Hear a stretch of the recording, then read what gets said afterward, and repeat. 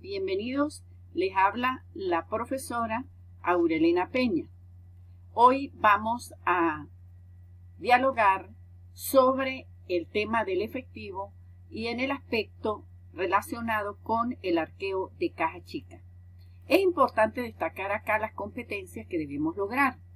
En primer lugar, señalar las partidas consideradas efectivo, distinguir los registros contables relativos a cada fase del sistema de caja chica y elaborar la estructura del arqueo de caja chica con los respectivos registros de reposición y de ajuste, de ser el caso, con las correspondientes también notas de control interno.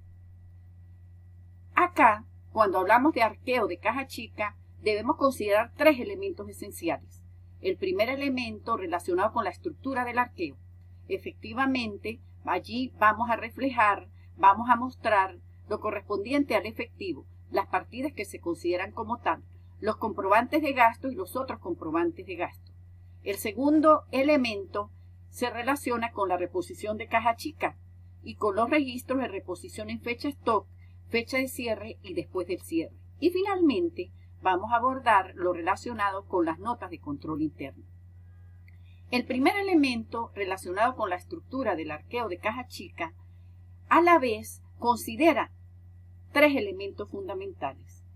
Esos elementos fundamentales, como los mencioné, tienen que ver con las partidas que se consideran efectivo, es decir, que cumplen con los requisitos de tal efectivo, con los comprobantes de gastos y con los otros comprobantes de gasto, indistintamente de que el arqueo sea ordinario o sorpresivo y de la fecha en la cual dicho arqueo se ejecute. Primeramente debemos considerar que antes de presentar la estructura hay que identificar un encabezamiento, porque es necesario mostrar el nombre de la empresa y la fecha en la cual se hace el arqueo. En primer lugar, entonces, tenemos como lo había mencionado, el elemento representado por el efectivo. Allí vamos a incluir cada una de las partidas que se consideran efectivas. Luego, seguimos con los comprobantes de gastos. Allí vamos a incluir los comprobantes que efectivamente avalan los gastos menores, que son debidamente autorizados y que corresponden con el límite de uso del efectivo por gasto.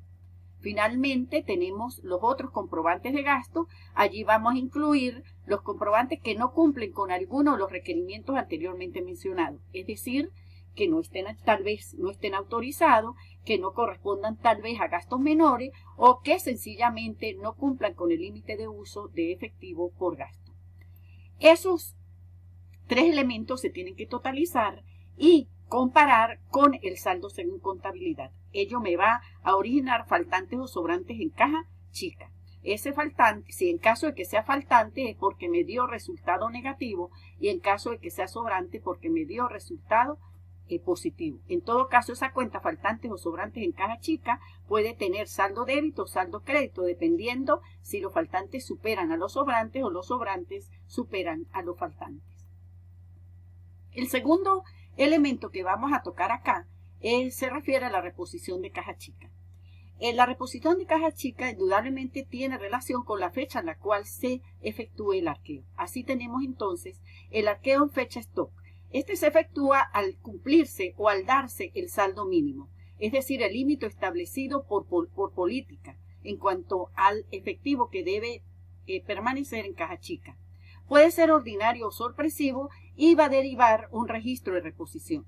Ese registro de reposición no es otro que el cargo a las cuentas de gastos menores y el reconocimiento del faltante o el sobrante con el debido crédito o abono a la cuenta del efectivo correspondiente. En el caso de que el arqueo se haga en fecha de cierre, este se va a efectuar atendiendo a la guía o al principio de periodo contable a los fines de reconocer los ingresos, los costos y gastos del periodo. Este se debe hacer indistintamente de la fecha en la cual se hizo el último arqueo de caja chica. Puede ser ordinario o sorpresivo y va a derivar también un registro de reposición similar al anteriormente descrito. Por último, tenemos el arqueo luego de la fecha de cierre. Este se aplica en el caso de error por omisión. Se efectúa en ocasión en que se obvia a la fecha de cierre. Puede ser ordinario o sorpresivo. Y a los fines de hacer los registros respectivos, se considera la fecha de autorización para la publicación de estados financieros como límite para regularizar el error por omisión. Ahora bien, las normas contables para el registro son las siguientes, las que tenemos que considerar para fines de efectuar los correspondientes registros. La NIC número 10, es decir, la norma internacional de contabilidad número 10 relativa a los hechos ocurridos después del periodo sobre el que se informa. Allí les identifico los párrafos cruciales. En el material de apoyo, esos párrafos son debidamente subrayados e identificados para que ustedes profundicen, hagan lectura, revisión detallada. La norma internacional de contabilidad número 8, relacionada con las políticas contables, los cambios en estimaciones y los errores. Allí también les identifico en el material de apoyo los párrafos correspondientes, sobre todo en este caso, aquellos relacionados con los errores de periodos anteriores y los relativos a la restricción retroactiva. Y finalmente, el boletín de aplicación BENIC número 4, versión 1, relacionado con la determinación de la fecha de autorización de los estados financieros, también allí les indico los párrafos correspondientes. Ahora bien, ¿cuáles son los registros contables cruciales? En el caso de que la reposición se haga en fecha stock o en fecha de cierre, en ocasión del arqueo, por supuesto, el registro sería, como ya lo indiqué, a la fecha del arqueo, se hace la reposición cargando a los gastos menores, a las cuentas de gastos menores correspondientes, reconociendo el faltante o el sobrante y abonando o dándole de baja a la cuenta del efectivo correspondiente. Acá, en este ejemplo, véase, no consideré que no había faltante ni sobrante. En el caso de que la reposición sea posterior a la fecha de cierre, pero antes de la fecha de autorización para publicación de los estados financieros, se debe atender a dos momentos importantes. Al momento en el cual se va a subsanar el error por omisión, que sería mediante ajuste. Se afecta entonces el importe en libros de caja chica por vía de sección en la fecha en la cual se informa, y para este caso se considera la materialidad del error y que la autorización de los estados financieros para su publicación indudablemente sea posterior a la fecha del arqueo de caja chica.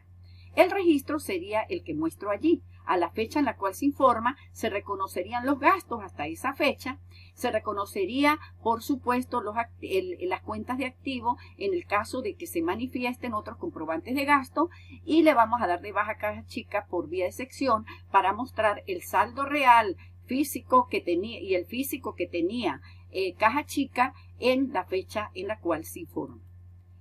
Luego pasamos al libro diario y hacemos o reflejamos la reposición. El registro sería, supongamos que el arqueo se haga en enero del año 2020. Cargamos a las cuentas de gastos menores aquellos gastos que se dieron desde la fecha en la cual se informa hasta la fecha en la cual se hizo el arqueo, le devolvemos el saldo a caja chica y reconocemos los faltantes o los sobrantes en caja chica y por supuesto damos de baja a la cuenta del efectivo para regularizar el saldo de caja chica y reconocer los gastos a la fecha y por lo tanto también reconocer el faltante o el sobrante. Finalmente, es indudable que debemos considerar aquellas digamos, notas de control interno que tienen que ver con las normas de control interno. Esas normas de control interno que tienen que ver con segregación de funciones, con la existencia de firmas mancomunadas, con la existencia de pólizas de seguro, con el establecimiento de límites efectivos y, por supuesto, con la norma que tiene que ver con el depósito íntegro y ya lo mencioné, con el reconocimiento de todos aquellos comprobantes debidamente prenumerados. Indudablemente, ese chequeo, esa verificación se refiere en el caso, o debemos verificarlo en el caso de arqueo sorpresivo, que se trata de un procedimiento de cumplimiento aplicado por el auditor interno o el auditor externo, o supervisor inmediato del custodio de la custodia de caja chica. Cuando digo custodia me estoy refiriendo a la cajera o al cajero. Estas normas de control interno hay que verificar en cuanto a su cumplimiento. Acá, con cariño, les dejo las referencias bibliográficas a los fines ustedes puedan profundizar y en caso de cualquier duda, con mucho gusto estoy a su disposición. Hasta la próxima oportunidad.